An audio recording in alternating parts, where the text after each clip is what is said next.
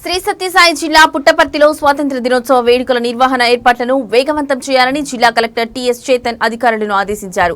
రేపు జరగనున్న 79వ స్వాతంత్ర్య దినోత్సవ వేడుకలను పురస్కరించుకుని స్థానిక పోలీస్ పరేడ్ మైదానంలో జరుగుతున్న ఏర్పాట్లను ఎస్పీ రత్న, జేసీ అభిషేక్ కుమార్ లతో కలిసి జిల్లా కలెక్టర్ టిఎస్ చేతన్ పరిశీలించారు. ఈ సందర్భంగా మైదానంలో జరుగుతున్న పనుల గురించి కలెక్టర్ ఆరా తీశారు.